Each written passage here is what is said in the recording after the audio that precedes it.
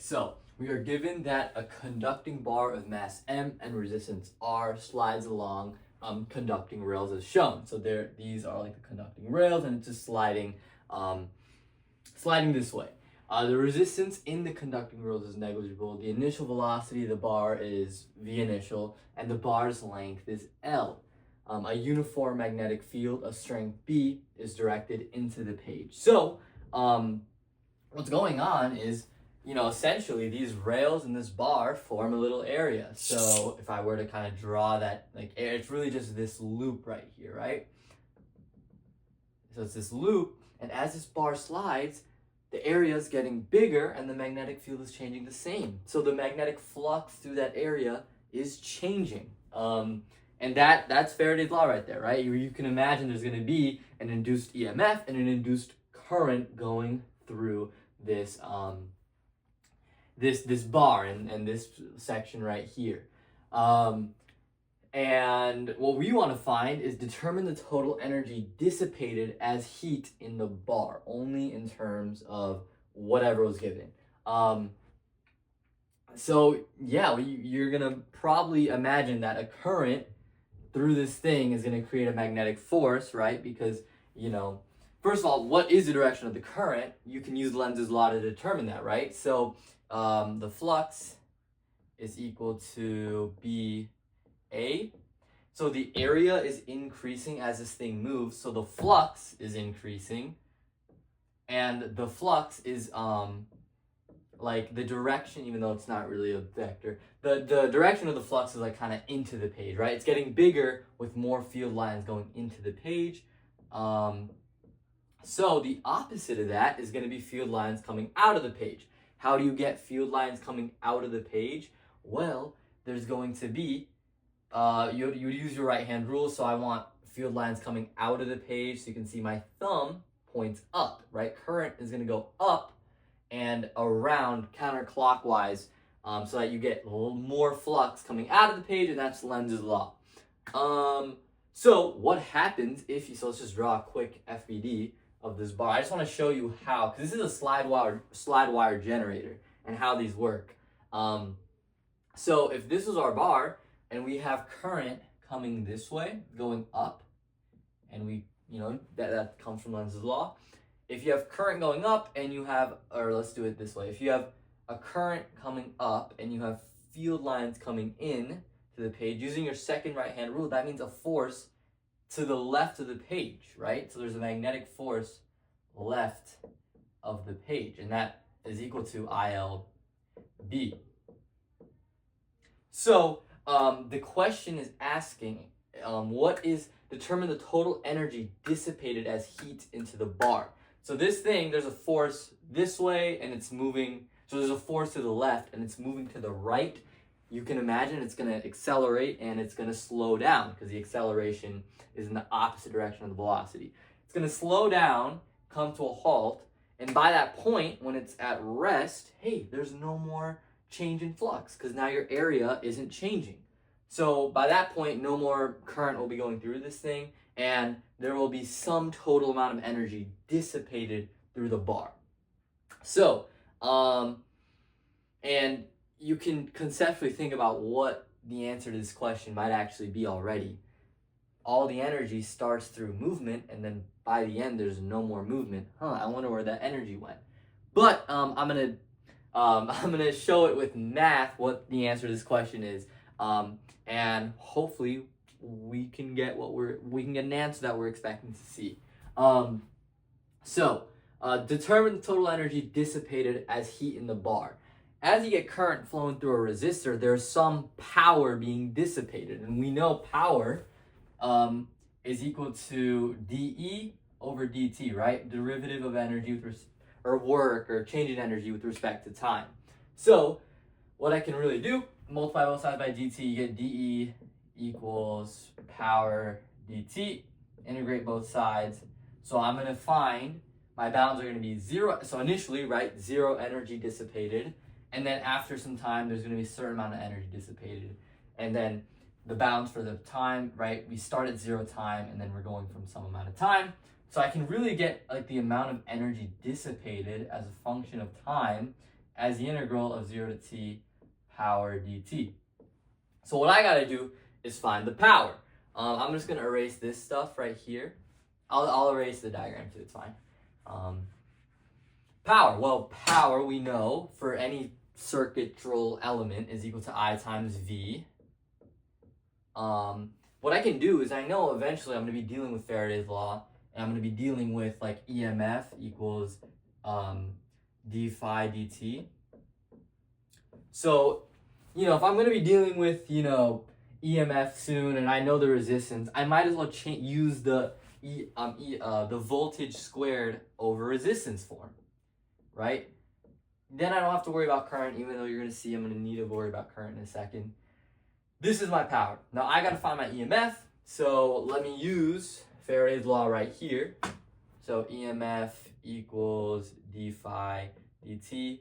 Not worrying about the negative sign, so I'm just looking at the magnitude, and I already determined the direction of the current. It's going to be going up, and sure, I'll draw it. So EMF equals d phi dt. So EMF is going to equal d of dt. So the derivative with respect to time, magnetic field times area. I know my magnetic field's constant, so it's really just b times the derivative of area with respect to time. What's the area? Well, it's really this loop right here. So it's the length times the width, which I will call x, right? Because depending like how far it's moved, that x will be different each time. But I know the length is constant. So this is really d of dt, L times x. I can pull the L out, just like I explained. That's a constant, right? It's always going to be a length L. And then I get d of dt, the derivative of the x position, or this x with respect to time. That's really just its position, and that's really just like the distance it's traveled, and that's really just the derivative with respect to time is just velocity. So it's just BLV. I'll actually keep that all right.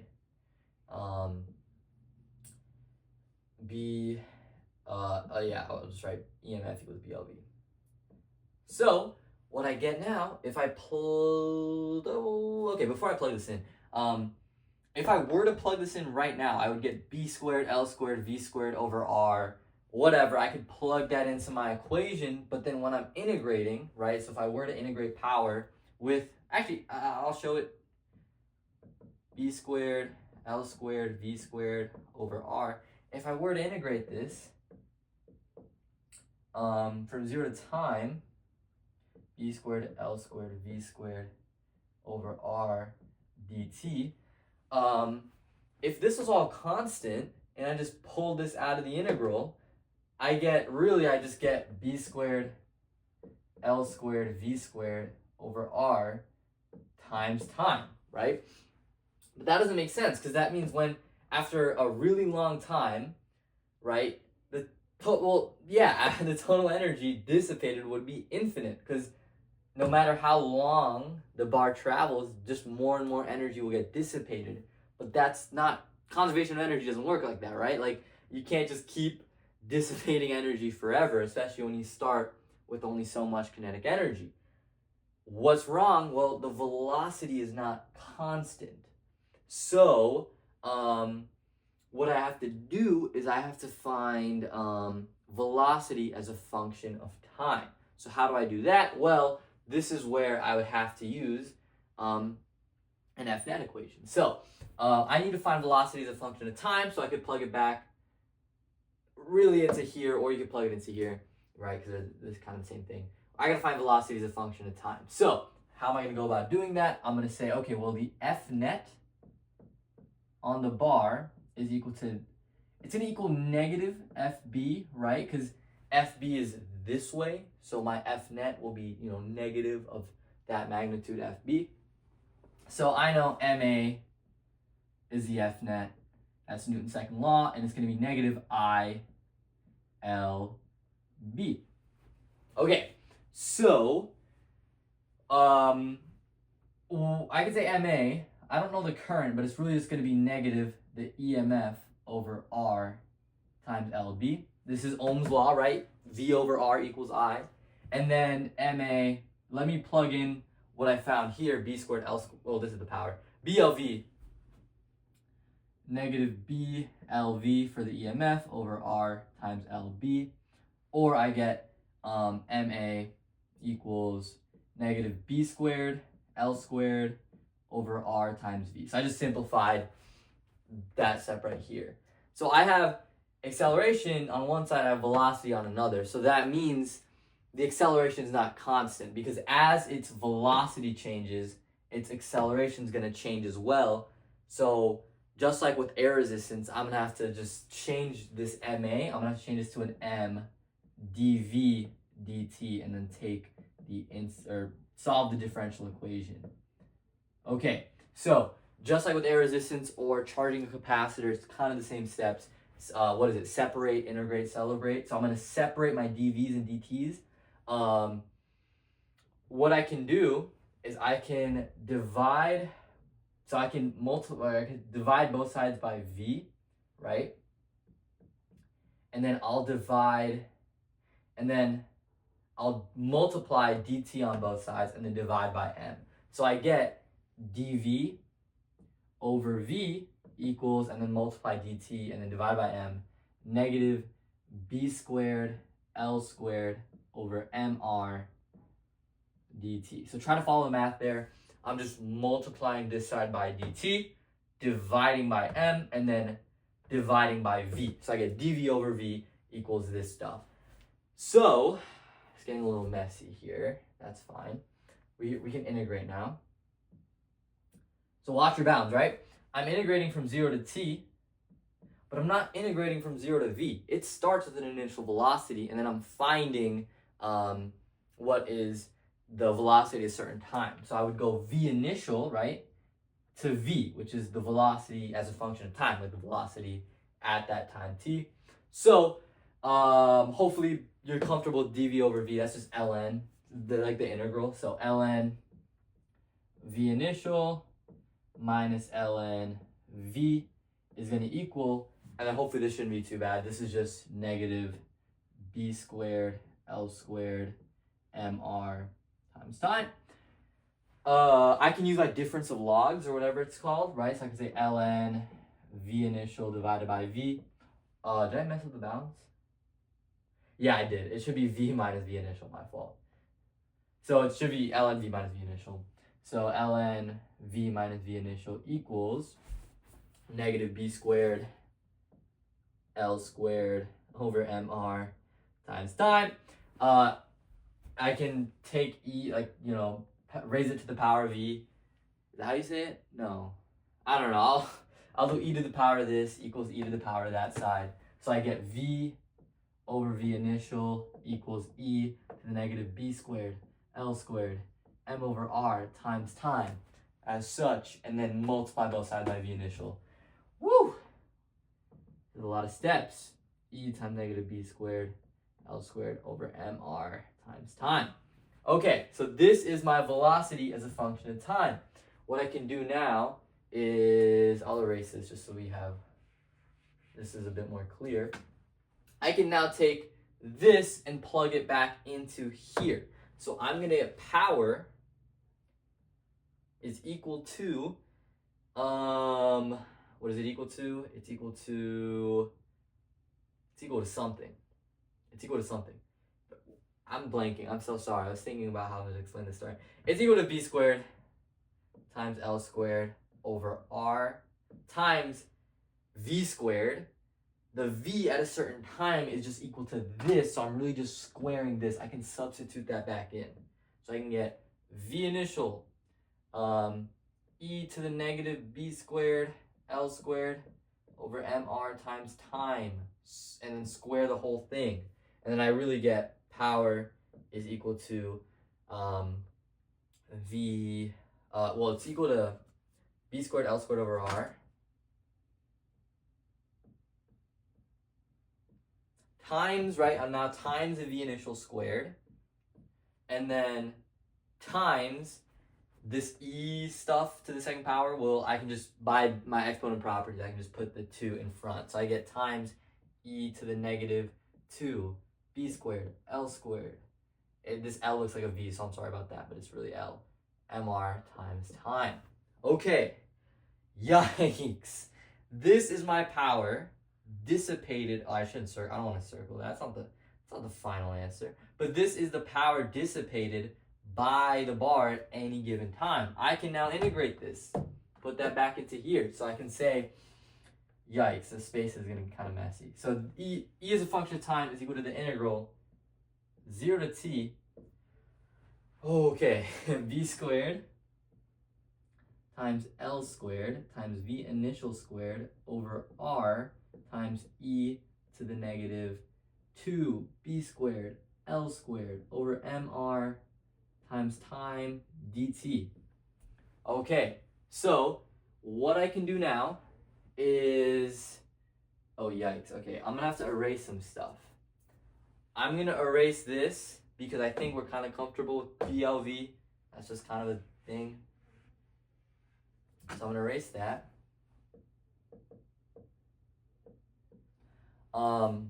Okay, so now let me pull a constant. So this BL squared, V initial squared, that's a constant, right? The initial velocity. So I can take this whole thing and take it out the integral. So I get B squared, L squared, V initial squared over R times the definite integral 0 to t. And then now this E negative 2 B squared L squared MR times time dt. Hey, this isn't that bad of an integral. Hopefully, this is on your equation sheet too. You just take the inverse of this, put that in the front, and then keep the rest. Boom, bada bing. So it would just be equal to B squared L squared V initial squared R times, okay, now I would do negative MR over 2B squared L squared times, so like I'll, and then, so it's really, when I'm doing the definite integral, it's MR over 2B squared L squared times E to the negative 2B squared MR over times C minus same thing. I'll just do it like this. This will make sense, hopefully. E, because that would just, there's too many variables at this point.